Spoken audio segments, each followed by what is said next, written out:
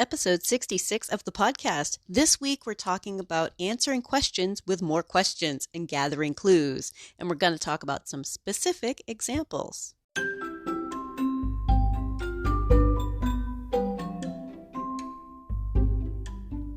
You're listening to the Creating Great Grooming Dogs podcast. I'm Chrissy Newmeyer-Smith. I'm a certified professional groomer, a certified behavior consultant for canines, a certified professional dog trainer, and the owner of Happy Critters in Nashua, New Hampshire. And this, my friends and colleagues, is the podcast where grooming and training meet. I've seen a couple of discussions online this week that I wanted to talk a little bit about. First things first. When we see someone asking for help online, I'd like for us all to get in the habit of asking questions before giving advice. Unless, of course, that advice is to go to a professional who will ask tons of questions. For example, go to your vet is often a perfect answer. So very often, right? But I want us to think about every dog is an individual, so we need to be thinking about this individual dog. And even if someone is given a pretty good version of what's going on, before you give advice, think about asking questions. And honestly, I use this in other parts of my life too. I use this when talking politics or the news. And because of that, I've had some pretty good discussions with people with very, very different views. But I want to help with understanding that my process, because it might be helpful for you too. When I'm asked about a behavior problem, whether it's grooming or non-grooming, I ask a bunch of questions. And I do that because I want a full understanding, a clear picture of what the behavior is, like what exactly it looks like, what happens before, what happens after. So for instance, what happens before the dog growls or starts to bark?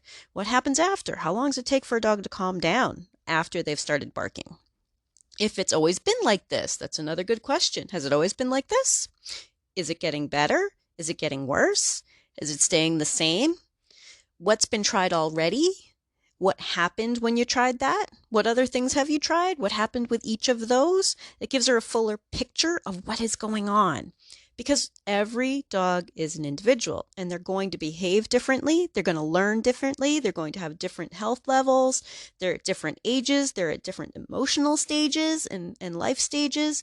So I want to discuss too that there was a time in my career when I would have jumped into a discussion with a try this or try that type answer. But now I've learned more and I have a variety of ways to approach a problem behavior. Because I have a variety of ways to approach a problem behavior, I can ask more questions so that it leads me down different paths and different solution sets.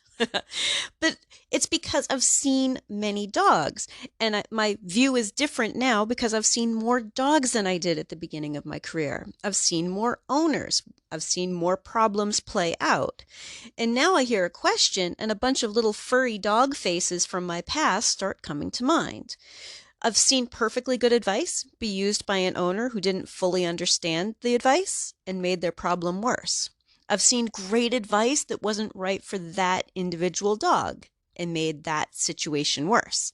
So I want to think about the way that we talk about problems or the way that we discuss things, even online, especially online, because it's so easy to just give quick advice. I want us to be in a mindset where we're looking for clues. Right? We're looking for clues. We want the whole story. We're following a mystery. It's a Sherlock Holmes mystery, all right? Or whatever mystery you like. All too often, we just jump to the butler did it. And maybe the butler did do it. Maybe it just looks like the butler did it. Maybe the butler's being framed. So a quick example of the butler did it, right? Or looking for clues. A dog with an issue for brushing. Some advice was offered. Use a clicker and treats and teach about the brush. Now I asked more questions about that behavior that has been observed. Behaviors are things that we have observed or someone has observed. Ask more questions. Even if an owner doesn't think they know much about their problem, I find that if I ask them lots of questions, they remember details that didn't mean anything to them. It didn't mean anything to them at first. They gave me details as I ask about more about what's going on. So if the dog is uncomfortable as soon as the brush is in sight, the clicker isn't the first step. Ooh, but I thought a clicker and treats would be great advice. And yeah, it would. If a dog is showing something that's rewardable at that point, then a clicker and treats could be great advice.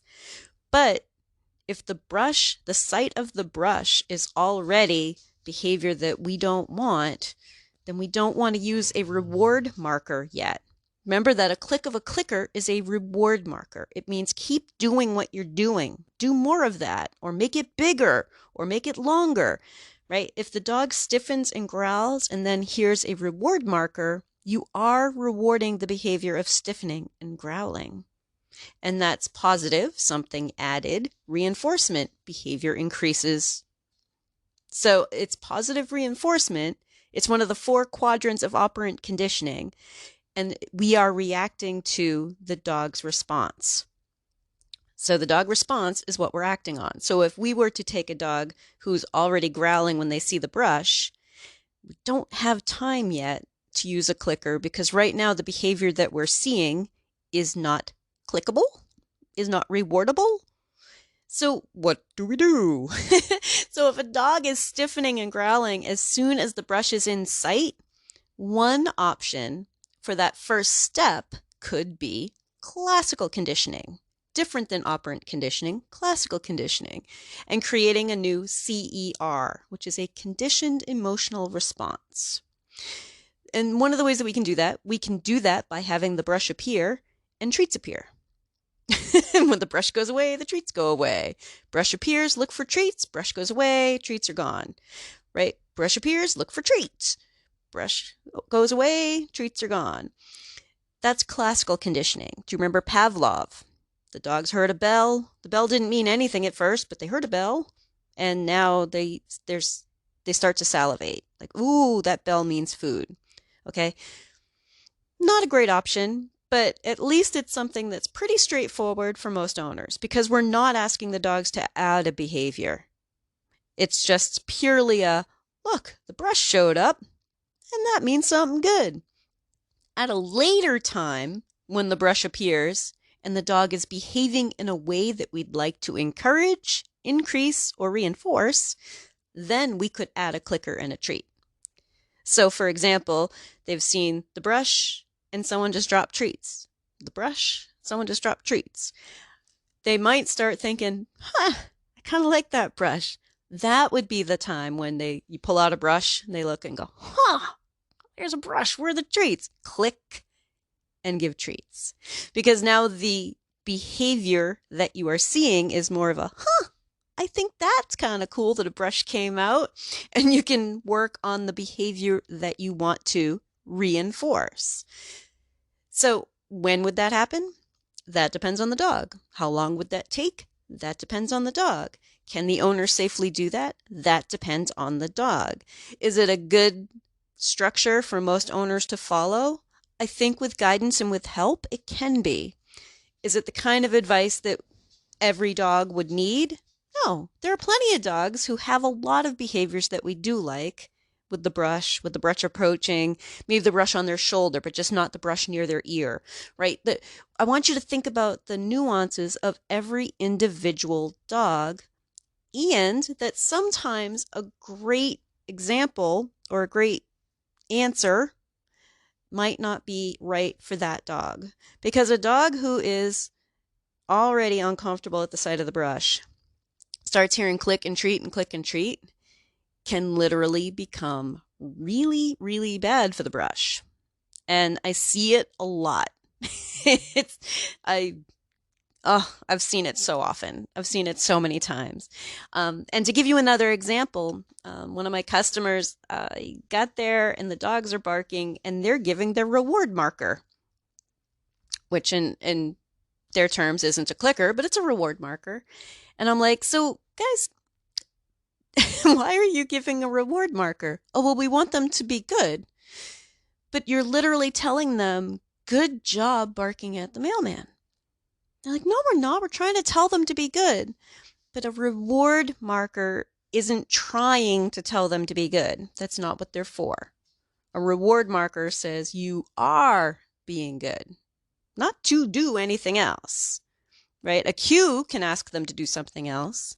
Following the instructions for the cue could be, I now give you a reward marker and a reward. But it's not something that should, be used with a dog who is being aggressive or stiffening or growling or uncomfortable, because it is so easy for the average owner to take it into a whole new way and make it worse. um, and you know what? You might think, well, that really wouldn't happen because adding food is just going to make things joyous. So, eventually he'll get enough food and it won't matter because he'll think it's great because he's getting food. But some dogs really like being a little aggressive, being a little forceful. We've talked a little bit about how there's a sporting aspect to some of it. I'll give you an example. When I tug with my dogs, I like a really rough game of tug. I encourage a really rough game of tug that my dogs also enjoy. If they're growling like it's an attack, it's fun. I like that in my dogs, and I train it. Please don't think I'm crazy. But they're flyball dogs. They're sport dogs. They also do obedience. I want them to be precise, but they need an outlet for that craziness, right? So I actively encourage the growling. And you know what? It increases. They aren't sitting there politely on a tug toy going, oh, this is nice. No, they're getting into it, and I'm shoving them around, and we're both growling at each other. So if you encourage things like growling, it's going to continue. So anytime someone's asking for help online, circling back to the beginning of this, I want us to think more about, let's gather our clues. Let's ask a ton of questions and gather our clues. And it might be that they don't know all those answers, but that's good because that gets the original person really thinking about, interesting. What other things should I be watching for? If you're enjoying this podcast, please remember to subscribe so that you don't miss any episodes, and tell all of your friends.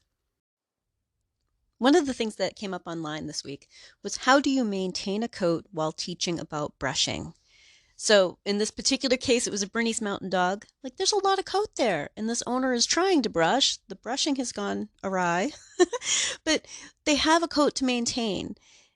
Sometimes owners are brushing at home and doing a nice job, but sometimes they're making the behavior worse in between groomings. And that's where we have to gather our clues. We need to figure out what's going on at home. Ideally, the dog should be calm, comfortable, and cooperative. Now, we can teach owners about that and help them picture it in their minds. And one of the biggest aha moments for so many owners is that a dog that stiffens isn't comfortable. Stiffening is discomfort and or a warning. Stiffening means a dog is ready to spring into action. We want a loose body. We want loose, right? Stiffening is not they're not being comfortable, they're not calm, and they're definitely a ticking time bomb. Right? We want a nice loose body. That doesn't mean that they're going to, be laying down, but to be able to move them around a little bit and just feel for some loose. When owners have brushing to do at home and a coat to maintain, we also need to help them determine if their dog is a safety risk for them. We need to be prepared to send them to their vet or to a trainer if they need that help. We also need to keep ourselves safe. So we can't just tell them, oh, well, if he's bad for you, bring him in here. We really need to look at that closely. Because while we have expertise and we're probably better at keeping ourselves safe, at the end of the day, groomers need to keep themselves safe too. So I want you to walk that line, what you're comfortable with. And if a dog is good for being muzzled, that sometimes is a good place to start. Like, all right, let's get you used to having a muzzle on. Because having a face mitten or a party hat, if the animal is not able to get their mouth open and hurt somebody with it, and we still proceed just as gently, calmly as we were if the dog wasn't muzzled, right? So sometimes for some dogs, they've figured out that a muzzle means something is going to happen to them and it's going to be unpleasant. If the dog is comfortable wearing a muzzle, that's a safety net. And that doesn't mean that we just take it to an extreme, but that we're like, okay, good. We know that nothing more than some grabs, some nips might happen. And definitely you can get bit through a muzzle. So sometimes owners are like, well, can't you just muzzle him? That's what we pay you to do. Right. All right. We also need to stop putting up with that in the grooming industry, in the veterinary industry, in the training world. Like, we need to start reminding owners that they have a responsibility to teach their dogs. Train your dog. I will give you as much information as I can. I will guide you to where you need to go, who you need to talk to, what you can try. I'm always here to help somebody who needs the help. But at the end of the day, it's not my responsibility. It's an owner's responsibility. So keep in mind, we need to assess the safety. And if that means that coat isn't going to get brushed for a couple of weeks while we are teaching something new, or get some brushing done, but not necessarily a brush out, if you know what I mean by that difference. So trainers might not know this part, but like a little bit of brushing might be good, but you didn't actually get down and actually get the coat perfect. If we're working on training, that might be what we need to do to make progress, because certainly it can be a problem. We don't necessarily want to get it done if it's going to undermine all of the training we've been doing.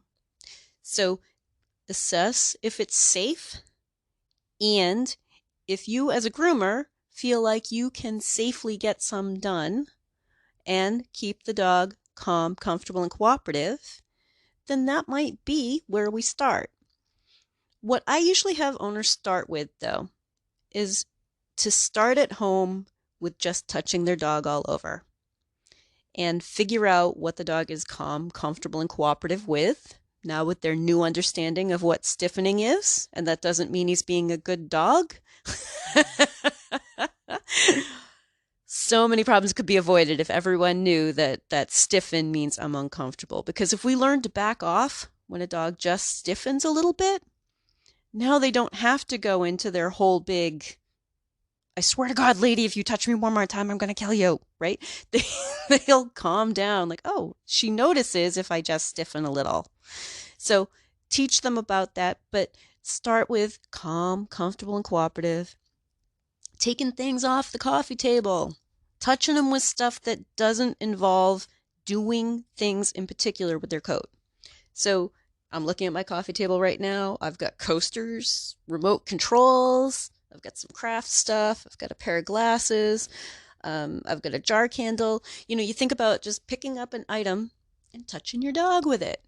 Get them used to just teaching their dog to be calm, comfortable, and cooperative while being touched with items, with stuff, with things. Get them touched all over. Get that dog standing up, touching them with stuff and things. The dog that was brought up has some ear issues after a couple of really bad ear infections. If you know what, getting them used to being touched near their ear and slowly getting them used to, I'm going to touch your ear. You might think that the dog is always good until you flip the ear open. But if that dog is stiff as you pet toward the ear, now I want you to watch for that. Is he stiffening up as I pet closer to his head? As I get behind his ear, is he like, oh, she's getting near my ear, right? We want to watch for that because we want to back off if he starts getting worried. We're trying to build confidence, build trust in us that, listen, if you get nervous, we're going to back off a little bit, because that's how trust works, right? We're not spoiling him by backing off. That's just how trust works. Like, dude, relax. Everything's going to be fine. Now, the dog in question, actually, we need to send to the vet also, because we need to make sure that this dog is healthy. Maybe there is something else going on. Maybe it's another ear infection, Maybe this dog has really, really, really sensitive skin, or something that's sore, or a sore mouth. Like, we need to know that this dog is healthy. When we send somebody to the vet, we also need to make sure that they know to talk to the vet about the issue they're having. um, and I will often sit down and help write it out like an outline. Like, okay, when this happens, he does this. When this happens, he does that. The thing is, and vets and vet techs, if you're listening, I hope you agree with this statement, but what I look for in my veterinarian is an excellent scientist. They're a scientist. They understand the inner workings of my dog. They don't necessarily have patience with people. When you find one, you hang on to that rare unicorn because they are fabulous. But sometimes owners start trying to tell a story and the details get lost. Write down your details. Write down an outline. When I bring my dog to a vet or to a specialist, I write out the outline because I'm also the type who's just going to sit down and tell a story. My vet's like, okay, well, my regular vet is fine with a story. She has wonderful bedside manner and is great with people. But I went to one specialist who said, oh, fabulous, you wrote it out. Awesome. These are the questions I was going to ask you. Write it out. So if you're sending them to the vet, write it all out. Have it ready. That's one of the ways that we can help our owners. Because then a vet might say, I see where some of this seems abnormal. Because if you're just telling them a story about he doesn't like it when we touch his ears, they're like, yeah, lots of dogs do that. We need to give them details, or they won't check it out because it doesn't sound abnormal to them. What's normal and what's not. If we need to, assess if this dog is having some sort of a really big problem, like, okay, we're wondering if he's in pain someplace because as soon as we reach for a particular area, this dog does XYZ, right? The vet may say, well, he's had a bunch of ear infections. That's probably it. Let's check his ears again, right? Which might need totally sedating him to check his ears. While he's under, ask them to check everything. So I want you to be thinking about if you send them to the vet, make sure that they know that there is a behavior problem that we're trying to address and we're trying to rule out. Because if not, owners are like, oh, well, he was at the vet pretty recently and they said he was fine. You know what? I could be fine yesterday and have a cold today, right? There's always a start point for something to happen. There's always a start point. So recently at the vet isn't the same as I was there yesterday and we discussed this problem, or I was there last week and we discussed this problem, right? There are lots of different things that a vet might want to test for. So when we send them to the doctor, write an outline. Like I said at the beginning part of this podcast, like gather our clues. We've got a mystery to solve. Get the owners used to the idea of calm, comfortable, and cooperative. The exercise should be boring. It's about as interesting as watching paint dry.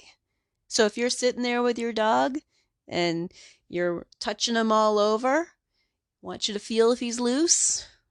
Press into him a little bit. Does he wibble wobble? Get our owners thinking about that. Pick things up off the coffee table. Maybe the brush is on the coffee table. Leave the brush on the coffee table as one of the items that could be picked up. See what happens.